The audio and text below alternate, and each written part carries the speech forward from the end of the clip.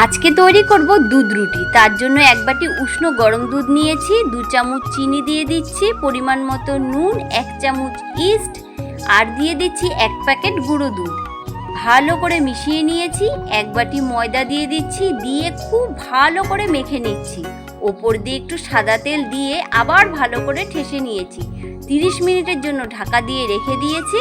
দেখুন 30 মিনিটের পর কত সুন্দর ফুলে উঠেছে। এখন লেচিগুলো কেটে নেব। লেচি কাটা হয়ে গেছে।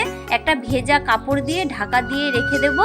কড়াইতে পরিমাণ মতন তেল দিয়ে দিয়েছি। তেলটা ভালো করে গরম করে নিয়েছি।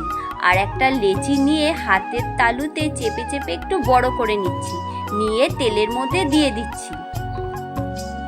উল্টে পাল্টে লাল করে ভেজে নেব। দেখুন বেশ হালকা লাল করে ভেজে নিয়েছি। তেল ছেঁকে এখন আমি নামিয়ে নিচ্ছি। দুধ রুটি আমার রেডি হয়ে গেছে। প্রত্যেকটা রুটি দেখুন কত সুন্দর হয়েছে। সন্ধ্যের সময় চায়ের সাথে বা টিফিনে খেতে কিন্তু দারুণ লাগবে।